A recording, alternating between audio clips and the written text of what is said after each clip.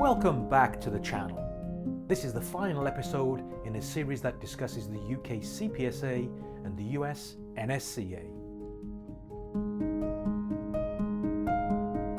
This time, we're tackling a single topic: the CPSA Shooter Classification System. And maybe we'll get into sandbagging. Okay, on with the show. NSCA is currently in the process of rolling out a relatively significant classification change. And we're not going to go into the weeds about that. This isn't about US classification. But I think it's made a lot of people reflect on why do we have the system do we do, and does it accurately reflect kind of what the members want, or more interestingly, are the members' expectations of what the classification system is supposed to accomplish in line with what experienced shooters and the NSCA's expectations of the classification system are supposed to achieve. So, just by background, we kind of have a two-metric system, one that rewards winning, right? We call punches, and then one that tracks essentially where you finish in your class. Mm-hmm. And then there's criteria along both of these. And the idea is that not only do you need to shoot well in your class to advance, but you also need to win. You need to be actually at the top, right? And if you put these two things together, you get a class ratio and a number of punches, and this should solve the are you winning question along with the are you consistently finishing well in your class question. Yeah. You guys go a different way. Please explain how you do it. And the one thing one of the things I've learned is that the classification system is probably, a hot topic, obviously within competition shooters. And is there a perfect solution to it? I think the answer to that is no, there isn't. Your system, some shooters feel that it's better than our system. It's more accurate.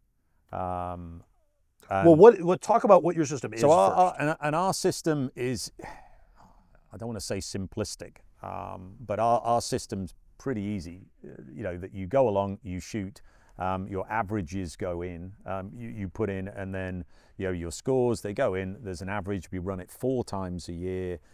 We knock off the top and the bottom scores to work out for an extremely hard shoot, a bad day, those sort of things, or an easy shoot, and you put a score in. So we take those averages and it comes up with whether you're a C-class shooter or a treble A.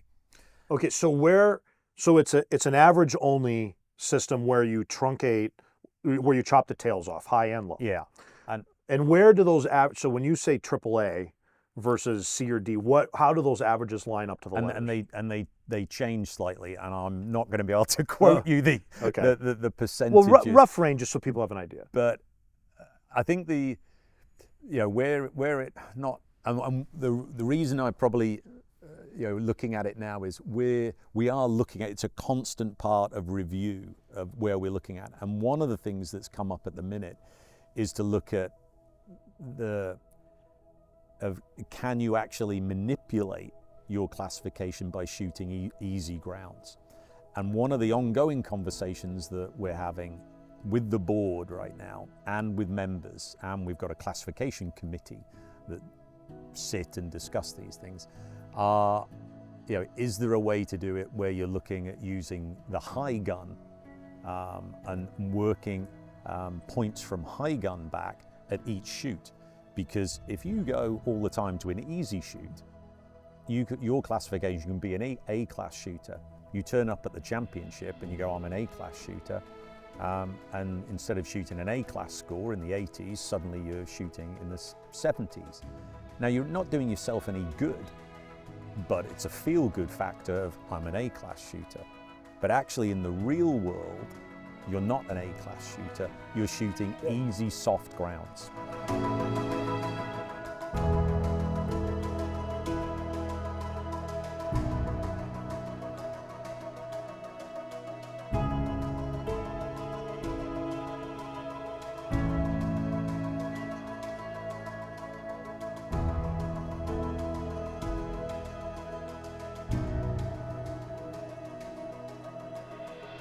They were not shooting what Rick Hemingway would call quality targets. Yeah. Right? Yeah. I love Rick has commandeered the entire word of quality. Quality. But I love him for it.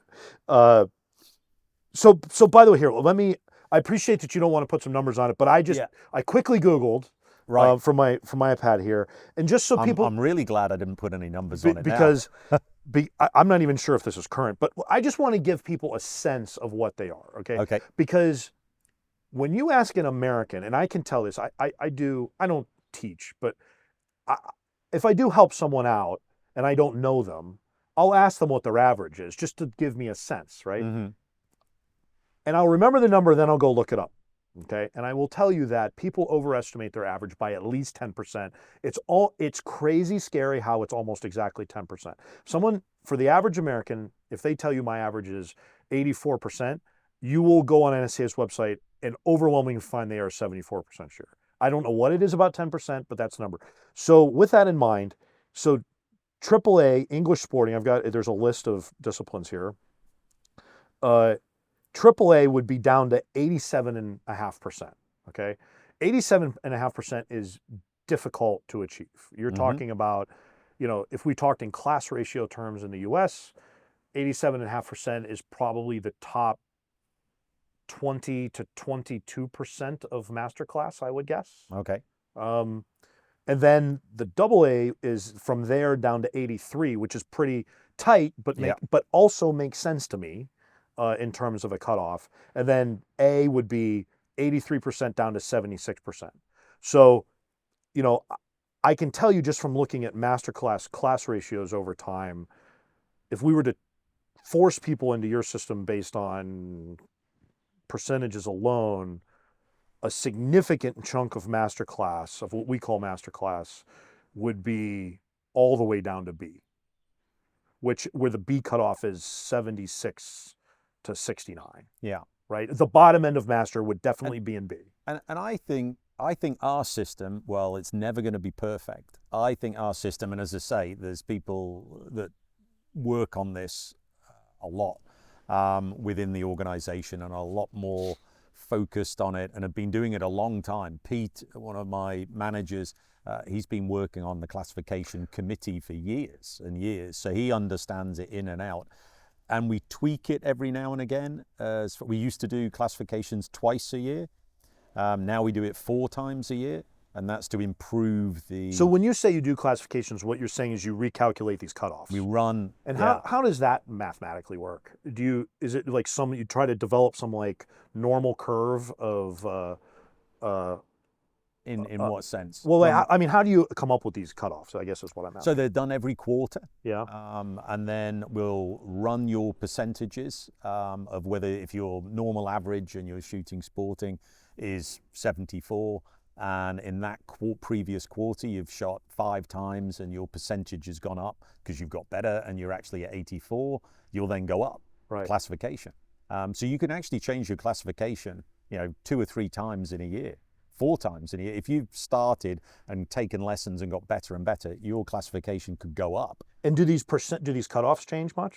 A little bit. Okay. A little bit, because it's done on all of the scores, put together. So if suddenly all the ground started putting on extremely hard shoots, those percentages at the top would fraction down a little bit. And do you get the sense that people are very motivated by the prestige of being in AA? Yeah. Like, is it, I mean, for sure, we use this term masterclass, and my personal opinion is that it's an issue because it confers a title rather than a classification, right? And that's where a lot of the emotionality comes from. But for sure, we could call it anything. I'd like to just call it open, right?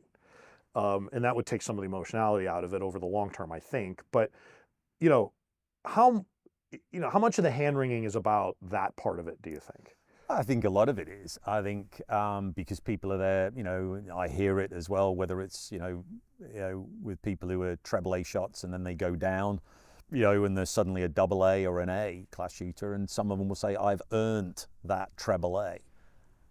Yes. Now and we have a review process. So if people have come back to shooting, for example, and if they haven't shot for a while, they might go in as, you know, unclassified, and then they put one shoot in, and straight away, if it's a good shoot within the term, they'll be straight up to AA or something. You know, I mean, that can happen. So if some people disagree with it, they can actually apply, and we have a committee that reviews it. And sometimes we say, yeah, fair enough. And people coming back from accidents, injury, Right. things like that.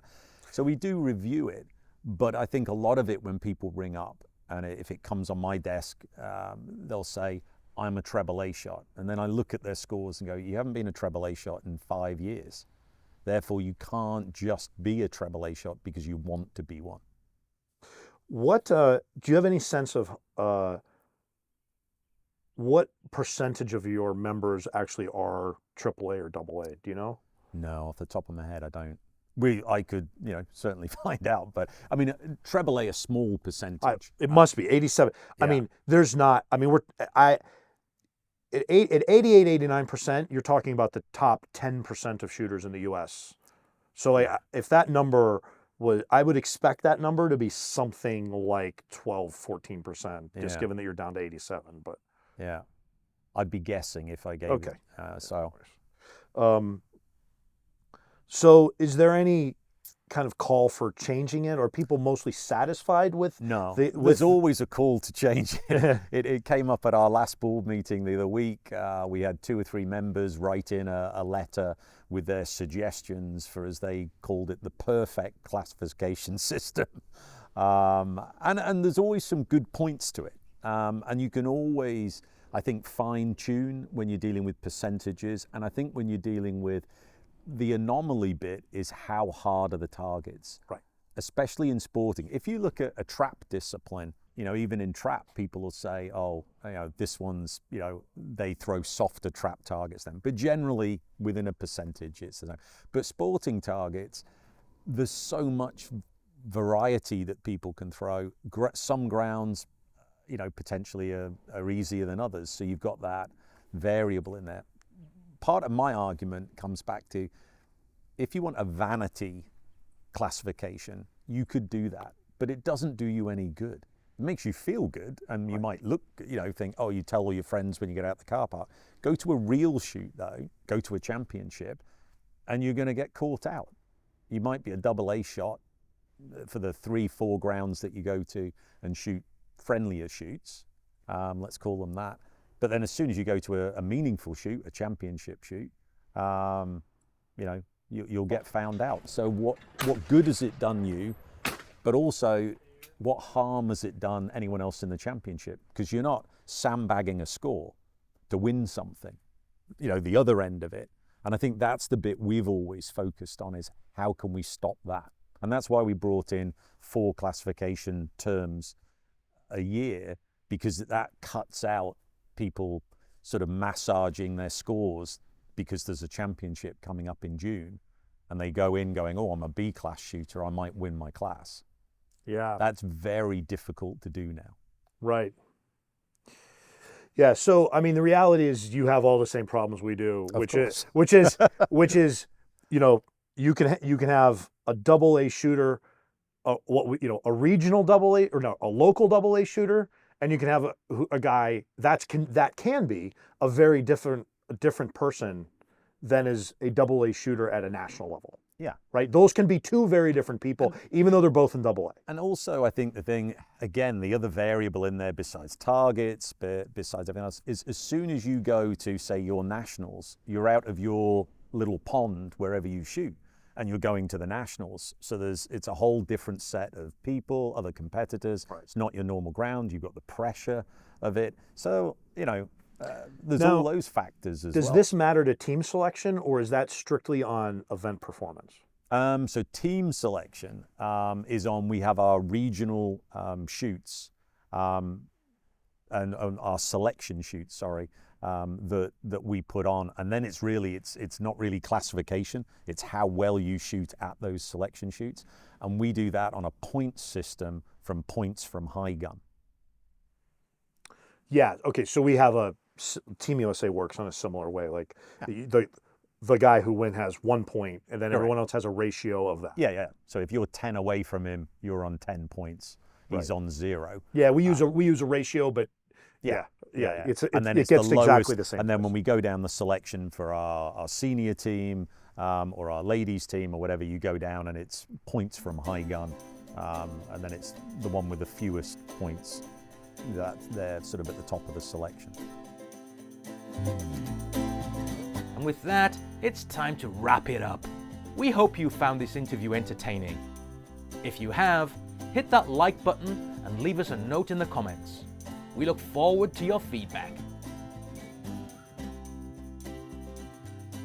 Stay tuned. See you next time.